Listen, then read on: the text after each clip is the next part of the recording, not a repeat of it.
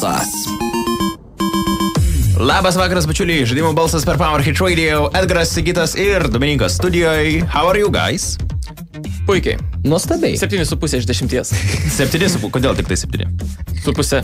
Nu, kodėl su pusė? Kai su pusė jau normaliai, žinai. Ai, tai patenkinamas. 7 būtų gerai, 8 yra labai gerai, o 7,5 yra labai gerai. Okay. Kyla į viršų, žinai. Kyla į viršų, supratau. Žaidimų balsą mes pradedam kaip visą su suktojo Sigito žaidimu. Bičiuliai, šiandien žaidimas labai paprastas, mes tiesiog klausim jūsų vieno klausimo ir jums reikės atsakyti dviem variantais. Pavyzdžiui, klausimas bus, ko yra daugiau, kas uždirba daugiau arba kas kainavo daugiau. Jūs tiesiog atsakot ir pasirinkat vieną ar kitą variantą. Mes taip pat turėsim ir prizą. Padovanosim gamerių padelį iš mūsų draugų dedam.lt suvenyrų gamintojų, tai... You go, prašau. Man atrodo verta. Prašau, 852-030-290. Toks yra studijos numeris, galite jau dabar paskambinti ir išbandyti savo jėgas, laimėti tą puodelį. Aš manau, gal reikės padaryti panašiai, kaip mes darėm praeitą kartą su Dominiku, kai mūsų klausytojas kovoja prieš Dominiką, nes tu, Dominikai, nežinai atsakymo, ne? Aš nežinau atsakymo. Praeitą kartą klausytojui pavyko laimėti, tai pažiūrėsim, gal šį kartą bus kažkas panašaus. Alio, su kuo šnekam? Labą dieną, Deimantas. Deimantai, ar pasiruošę žaisti? Taip. Labai gerai. Žiūrėk, tai pirmas klausimas tiek Dominikui, tiek Deimantui. Jūs abu uždė raidės, kaip va. Wow. Pirmas klausimas. Ko yra daugiau? Filmų, kuriuose vaidina Bradas Pittas, ar žaidimų, kuriuose yra veikėjas Mario? Filmų. Kuriuose vaidina Bradas Pittas, ne? Jo. Ok, už ką tu, Dominikai?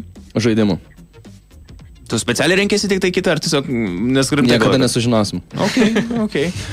Pirmas taškas eina mūsų klausytojai. Iš karto. Akivaizdu, kad aš rinkausi tik dėl to, nes jau klausytojas pasirinko. Taip. Antrasis. Ko yra daugiau? Need for Speed žaidimo ar Jameso Bondo filmo? Need for Speed žaidimo. Jo, Need for Speed žaidimo. Dabar galvoju, šitą reikia leisti jau visiems tada. Abu esat neteisus. Jameso Bondo filmų yra tikrai kur kas daugiau. Dar palauk, vienas taškas kol kas pas mūsų klausytoją, pas Dominiką 0. Kas uždirba daugiau? Uždirbo filmas Titanic ar žaidimas Fortnite? Titanic filmas. Iš karto. Fortnite. Žaidimas. Deimantai. Gal visada pirma mintis visada yra gudriausia, ne? Nu, Deimantai, tai sakyk. Ar Fortnite'as ar Titanicas? Fortnite'as vis dėlto, taip? Jo. Ok. Ir nemanai, kad filmas nuo 97 surinko daug pinigų labai? Baig tu sakai, žmogų, kad tu jį nedorais keliais. Dominikai, koks tavo spėjimas? Titanikas, teks. Dar vienas taškas mūsų klausytojui, yes. Deimantai šaunuolis, jau 2 taškai. Dominikai, bent vienas rink. Nu, reik pasistengti. Nes jau ar taip, Deimantai, gausi tą podelį, bet žinai dabar dėl šiaip fun žaidžiam. Paskutinis klausimas, kas kainavo daugiau? Game of Thrones visi sezonai ar GTA 5 žaidimas? GTA 5 žaidimas. Deimantai? Game of Thrones. Visi sezonai. Dominikas sako, kad GTA 5 žaidimas. Ką aš galiu pasakyti? Deimantai, sveikinam. Rimtai. Yes. Gėda, Dominikai. Yes. Dominikai, ne, tu surinkai lygiai 0 taškų. Taip kad... Ne į minusą. Ne į minusą. Bent jau ne į minusą, realiai. Deimantai, šaunuolis, sveikinam tave, nepadėk ragelio, papasakosim po to, kaip galėsi pasimti savo prizą. Supratau. Tai va, bičiuliai. Suktojo Sigito žaidimas šiam praėjo tvarkingai, gražiai. Dominikas... Apsakau, Dominiką. Apsakai Dominiką. Išties. Palauk, praeitą kartą tu bent vieną tašką surinkai, beras? Surinkau vieną ir turėjau laimėti. Aha. Bet... Nebuvo prizo, tai mes tai nieko nedavėm. Tai tavo aukščiausias balas yra 1. Okay. Nu taip. Reikės po to kitą kartą kitiem pabandyti, mums sužaist. Galės. Tau reikės sužaist galų galės. Man per lengva. Sėdi ir kuria čia žaidimus. Mes po trumpos muzikinės pertraukos grįšim jau su žaidimų naujienomis, jų ten yra labai daug įvairiausių. Aš prieš save visą lapą turiu EA, Rage 2, Apex Legends. Mes vėl šnekėsim apie Apex Legends. Ir dar bus Battle Royale tikrame gyvenime. 30 sekundžių. Žaidimų balsas per Power Hit Radio ir visos svarbiausios žaidimų naujienos yra čia, jums prasideda dabar, nes EA pagaliau anonsuos naują Star Wars žaidimą Jedi Fallen Order. Ir jis nebus multiplayeris. Gal. O šiaip iš tikrųjų ne anonsas, čia parodimas pirmasis bus. Nes anonsuotas jis yra jau labai senai ir... Bet jis vadinosi kitaip, man atrodo. Jis čia tas žaidimas, kuris jau buvo iš atšauktų studijų, perėjo, kanibalai ten pervalgė ir ten bla bla bla ir galiausiai gavosi tai, kas bus parodyta po 2 dienų. Ar tai yra single player žaidimas tas? Turėtų būti pagal sumanimą taip. Ten, kur su Jedi žaidė ir ten kažką darai. Turėtų būti taip. Istorija. Taip. Turėtų būti. Labai gerai. Bet tas apie kurį galvoju. Čia Electronic Arts. Jo, nes dabar jie turi kelis netgi, manos, su BioWare turėjo problemų. Paaiškėjo, kad jų naujas Dragon Age'as turėjo būti single playeris, bet jie nori, kad jis būtų multiplayeris, tai kad jį išeitų labiau monetizuoti. Tai klausimas, kaip ir bus su šito. Čia pačioje pabaigoje dar turėsime antroji daly irgi naujieną iš Electronic Arts ir tas labai gerai vainikuos šitą naujieną, kodėl taip nelabai pasitikimės. Aš tai pasitikiu. Aš nepasitikiu, bet aš pačią studiją pasitikiu, bet nepasitikiu tai kokią įtaką jie padarė Electronic Arts, nes tai yra net tas memas su Gordonu Ramsiu, sako, šitas patiekalas taip prastai iškepęs, kad net Electronic Arts jį galėtų išleisti. Tai va dėl to čia sakau, sužinosim po 2 dienų, jau šį šeštadienį ir man atrodo dabar, kai Apex Legends išleido Respawnai, tai pinigų turi, tai gal daugiau žmonių, gal kažką... Ir gal daugiau laisvės turi, nes jie pamatė, kad apsimoka kartais duoti... Studija visai gera. Bet jeigu tai bus grinai tik tai single player žaidimas, tai kaip jį galima maksimaliai monetizuoti? Netgi single player žaidimą nebūtinai, galima ir tiesiog XP boostą ir panašiai, single player žaidimuose. Čia kaip Assassin's Creed. Jo, kaip Assassin's Creed ir dabar daug kas taip daro. Ir Assassin's Creed labai gerai monetizuotas. Jie specialiai padarys žaidimo žiaurų grindą, kad tu tenai... Irgi įmanomas variantas, kai buvo su naujausiu Žiedų valdovų žaidimu, Shadow of War, tai ten irgi padaryta taip, kad jeigu tu žaidi be jokių pirkimų, tu ten valandas gali sėdėti arba tiesiog už 1 eurą nusipirki ir turi. Okay. Rage 2, naujas filmukas pristatė daug naujų ginklų. Va čia kaip tik su Dominiku kalbėjom prieš eterį. Tai žmogus nustebo, pamatęs, kaip atrodo šio žaidimo gameplayus, kai jis iš tikrųjų žiauriai fun. Jo, to prasme.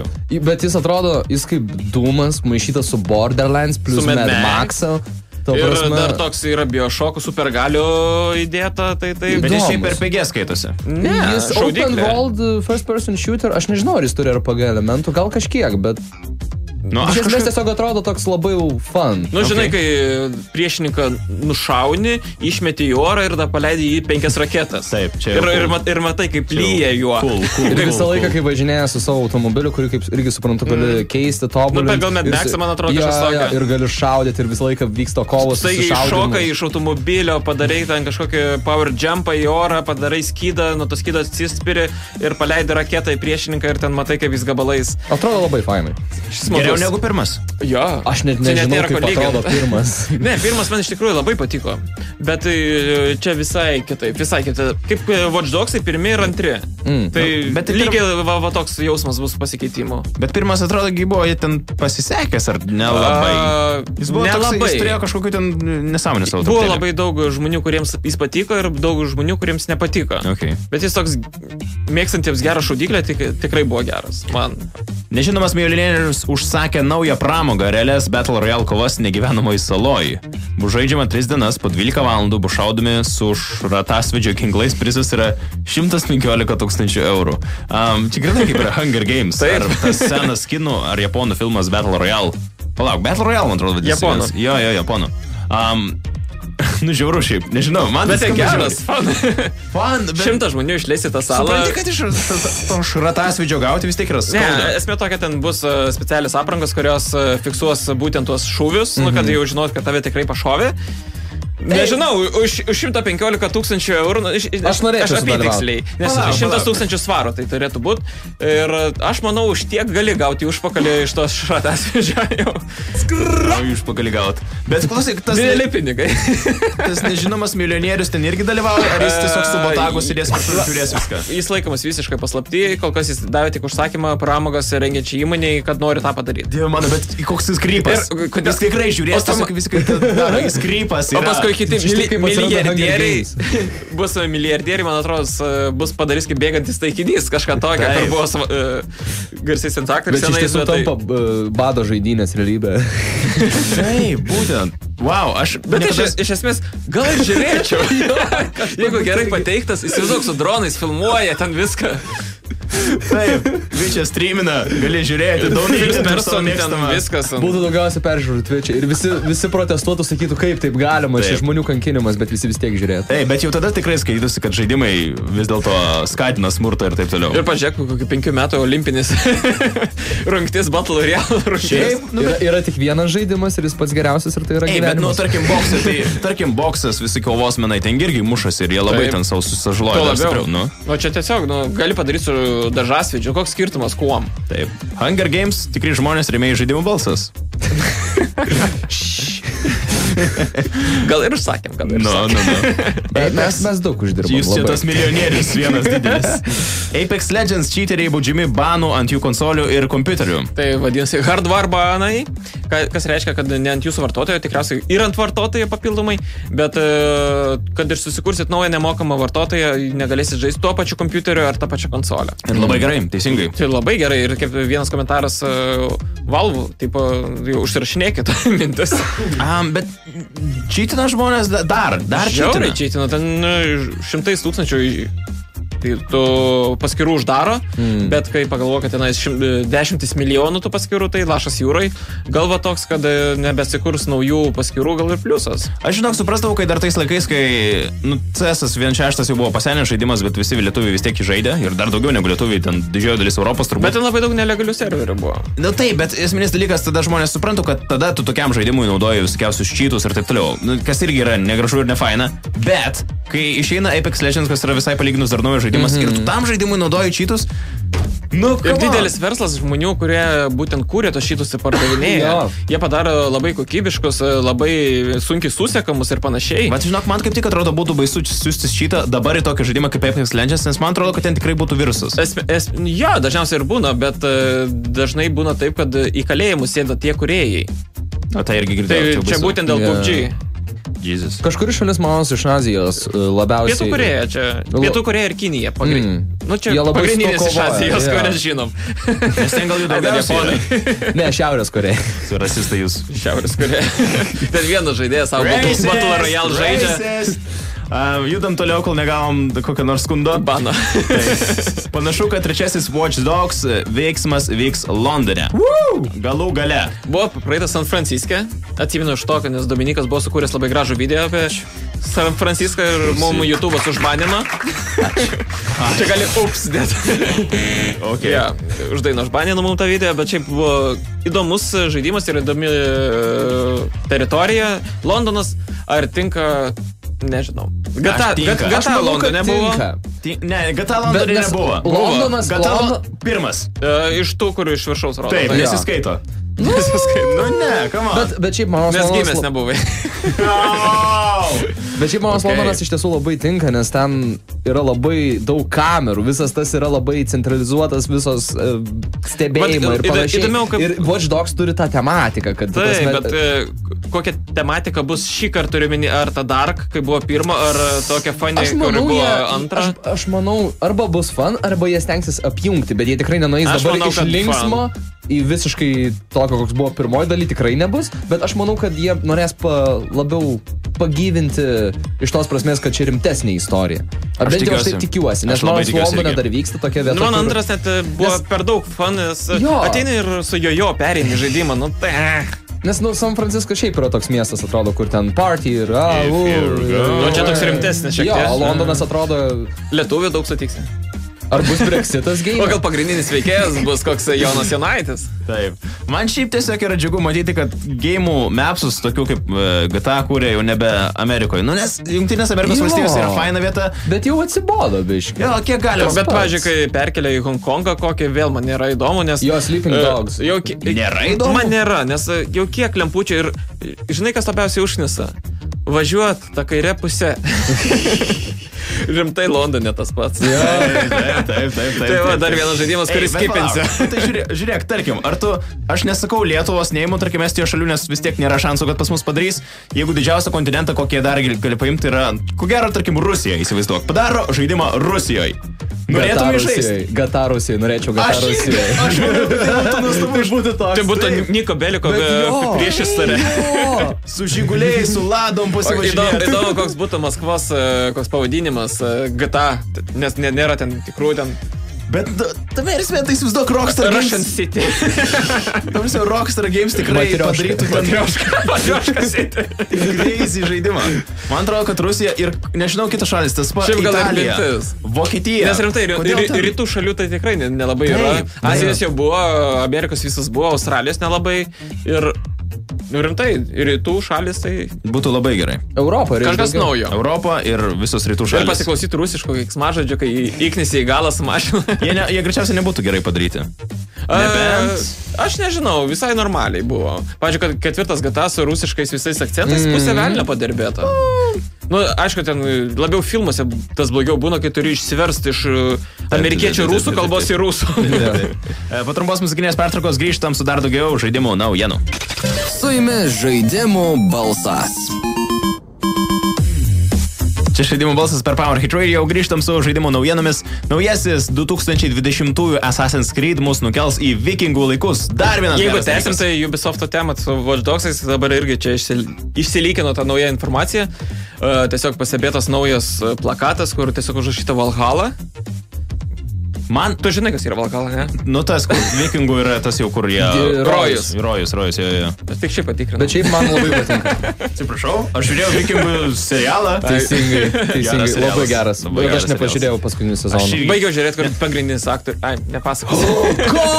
Ką, rimtai? Ne, jeigu jis numirė, tai aš labai liūdnas. Palauk, gerai. Ragnaras. O ne!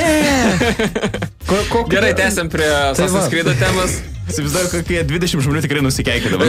Žinai, ką esmė, yra Amerikoje tokia funkcija, tu užsakai ir tavo draugui spoilina Games of Thrones kiekvienos serijas. Mačiau. Bet kalbant apie Assassin's Creed, vikingų laikai, žiauriai gerai.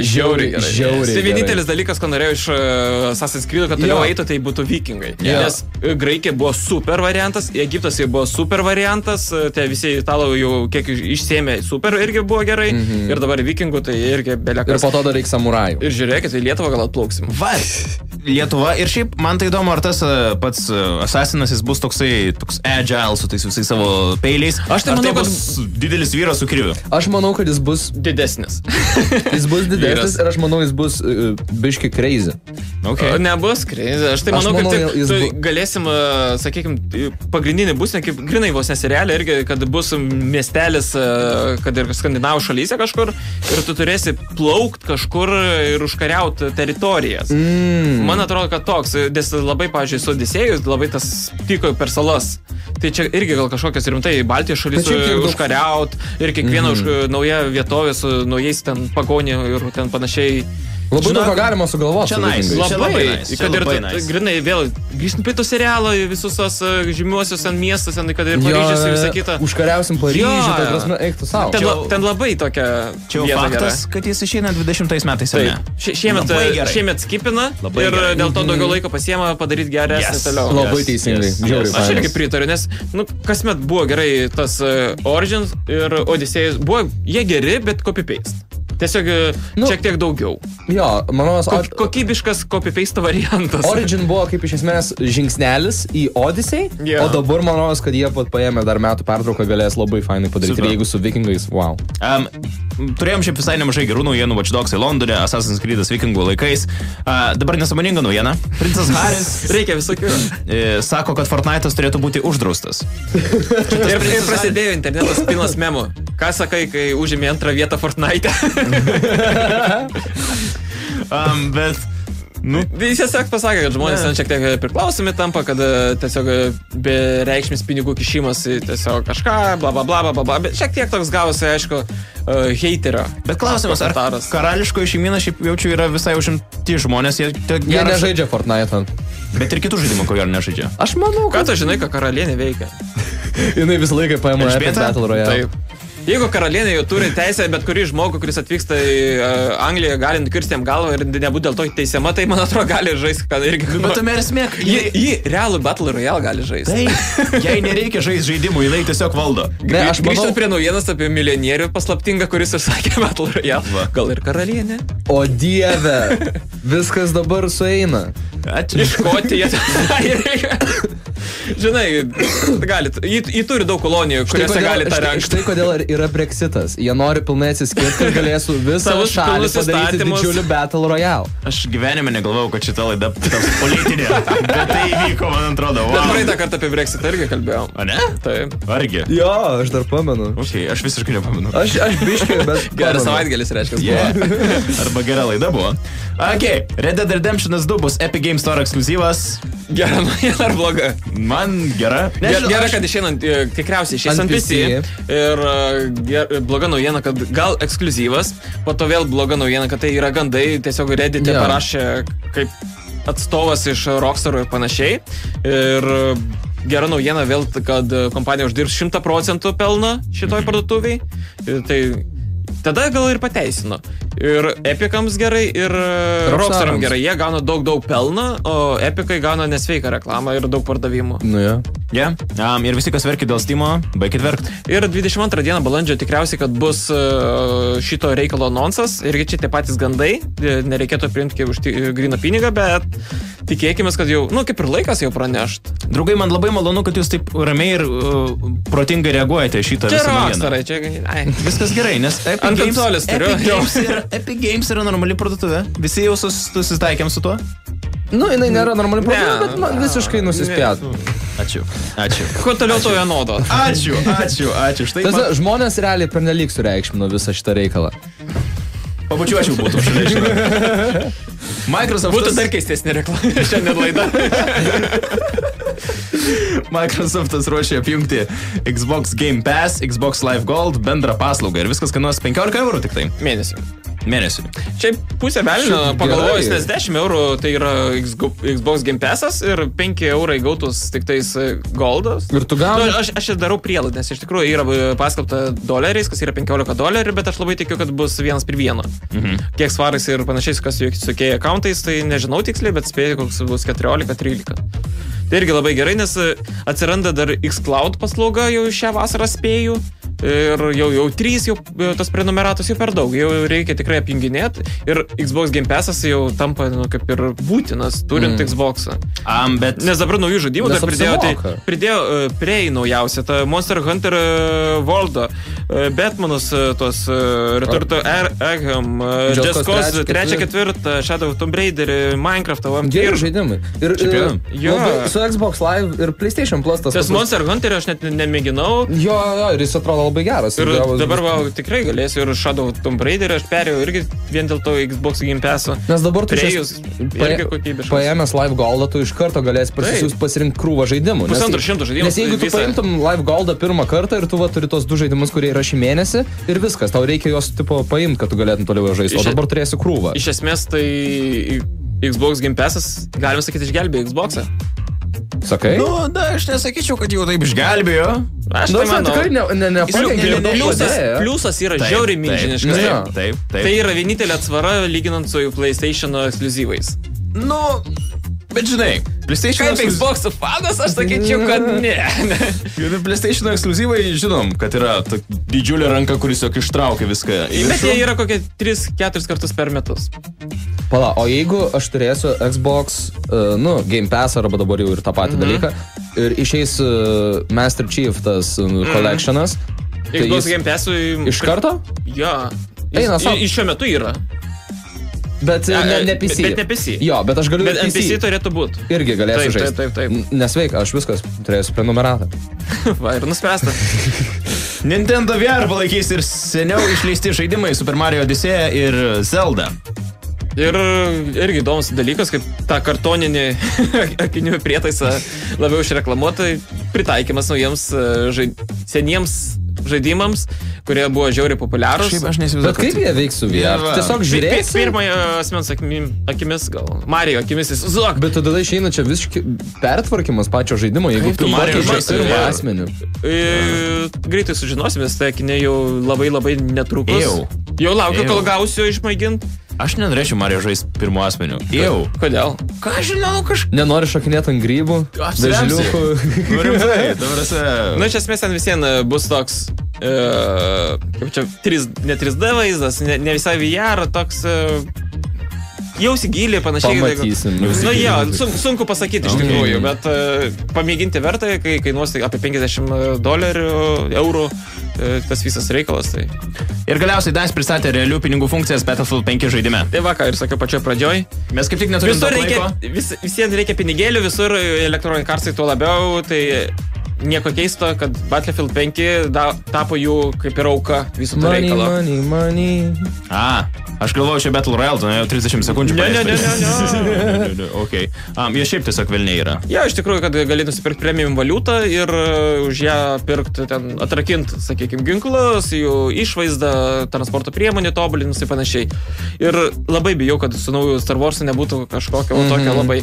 Bet aš bijau gal labiau to grindinimo, kaip jūs sakėt. Yes, nes tai žudo žaidimus. Ir jį labiausiai lengva įvesti single player. Yes. Ir tu negali toliau eiti, nes nesurinkai ten, sakykime, kažkokių 5 kažko, o tos 5, kad gautų, tai dirbti ten tiek ir tiek, o tu gali nusipirkti. Tiesiog reikia, kad žaidimas būtų sukurtas kažkaip ir prie jo pritaikyti microtransactionai, o ne pagal microtransactionai. Arba microtransactionų nereikia. Teisingai. Ne, aš sakau, jeigu padarytų kaip Assassin's Creed, būtų super, nes ten visiškai man netrūksta. Bet Assassin's Creed irgi kažkas skundėsi. Man visiškai netrūksta, ta prasme, aš nepirkau ir man netrūko. Džiugu, kad mes pabaigėm su tokiom linksmom naujienom. Bičiuliai, ačiū, kad buvote kartu, čia buvo Žaidimų balsas per Power Hit Radio. Žaidimų balsą galite pamatyti šeštadieniais 11:30. Taip ir žinau. Ir visur, kur yra internetas. Ačiū, kad atvykot. Užsukit mūsų YouTube kanalą, prenumeruokit. Šeštadienį TV6. 11:30. Ate. Bye. Su jumis Žaidimų balsas.